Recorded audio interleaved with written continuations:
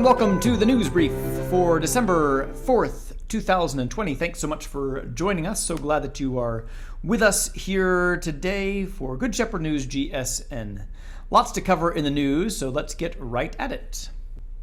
If you did not receive in the mail this flyer, there are more copies in the office, and it's also up here. But in this flyer, there's all kinds of information of the things that will be happening over this time in December.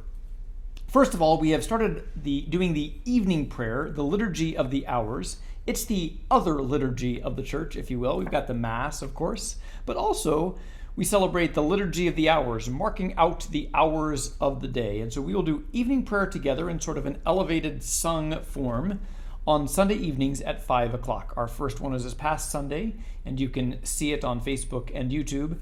And the next one will be 5 o'clock this Sunday.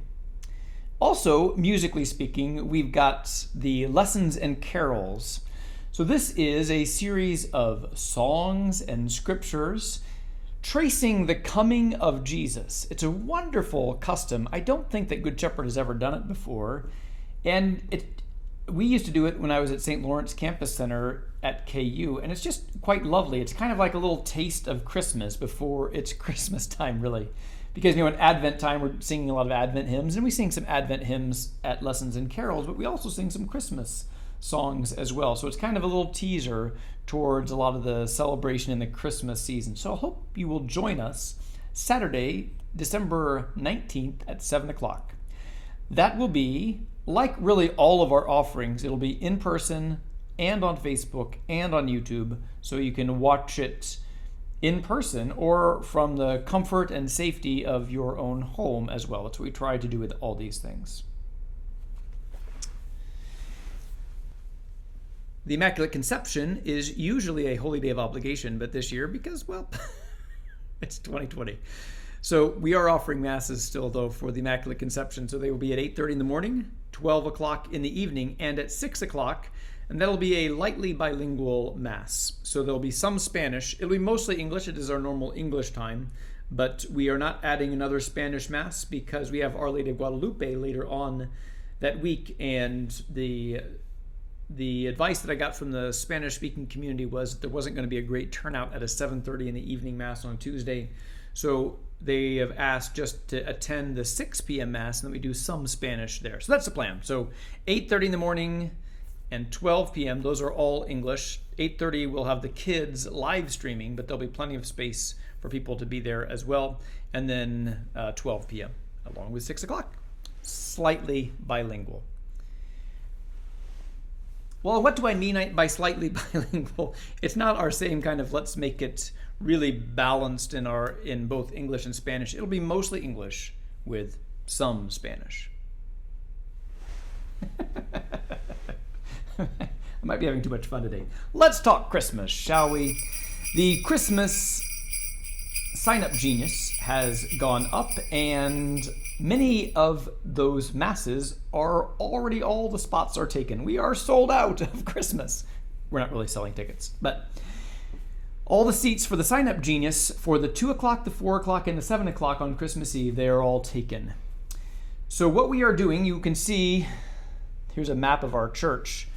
Mary Mueller and Martha Toddy sat down and organized all of the sign-ups that we have thus far, and they put them onto a grid. So what we are going to have is assigned seating, and more information will follow about how that process will exactly work. You will get a ticket, and that will get you to your spot. The good news also is you don't have to show up early for Mass because your seat is reserved and it is taken. You have signed up for it. It is yours. Now, you didn't get to pick your spot. I don't know if they tried to match kind of where you tried to sit normally at Mass, but you might be sitting in a little bit of a different spot. But what we did by taking those 150 people that we had in our first sign up, that really allows us to maximize the seating and give us the social distance required for the Mass. And that tells us in pretty clear terms how many more spots we have. Now, it's always a little bit hard to tell because it depends on how big the group is. Because if you have a group of 2 and another group of 2, we have to have 6 feet in between them. And there's generally not another 6 feet in that pew. So in one pew, there might be only 4 people because we want to maintain that distance. But if there's a large group of 10, say, they can all sit together. They're from the same household, or they're doing the same family gathering or whatever. We'll sit them together. So we probably have roughly 25 to 30 spots left for the 2, 4, and 7 o'clock masses. If you would like to attend those masses, please call the office or Martha Toddy directly, and we will get you signed up for that mass and get you assigned to your seat. There is still room at the 10 p.m. on Christmas Eve and the 10 a.m. Mass on Christmas Day, as well as a Spanish Mass at 12:30. So there are still some spots available, but you're going to want to think, if you're going to come to Christmas Mass, you're going to start thinking ahead here because we're running out of space. We will have some overflow room, that's the plan anyway. In the social hall, we'll have the screen there, and then you will have the opportunity to receive communion, of course. People might ask, well, why watch from the screen at home, at the church, when I can just watch at home? Well, because we'll bring you communion. So there is that opportunity there too. And we believe that there'll be another Sign Up Genius going out once we have the masses full. Otherwise, there will probably some space yet for walk-ups for those who did not know that that's how we were doing things this year. What a strange year it is in 2020. So if you'd like to attend Mass here at Good Shepherd, please start thinking about that because space is running out.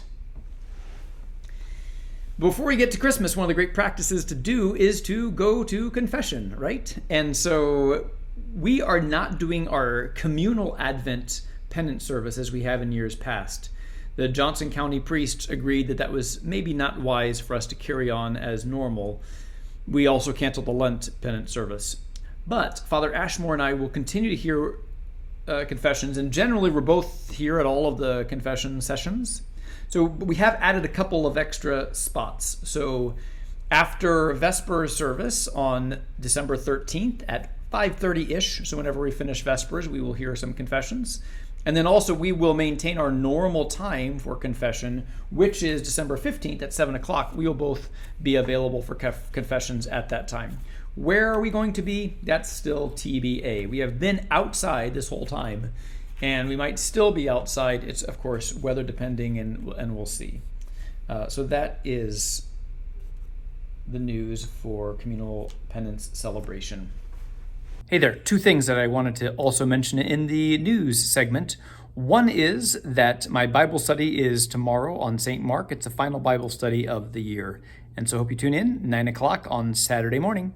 The second is that Father Ashmore is doing a kind of a sermon series on the virtues. And so whatever Mass you tune into, I recommend you check out his homily as well. So he'll be doing the 8 a.m. Mass this week. Yeah, 8 a.m. And so check out this week on the virtue of temperance, I think. Last week was prudence. But anyway, I wanted to give it a little plug for his sermon series. It should be a great tour through the cardinal virtues. All right, now back to the show.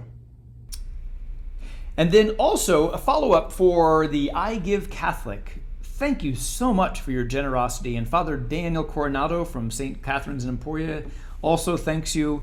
We have raised over $20,000 for St. Catherine in Emporia, and I think that's just a beautiful ministry and a beautiful testimony to the generosity of our parish, that we reach out and we support others even in the time of difficulty ourselves, how generous we have been.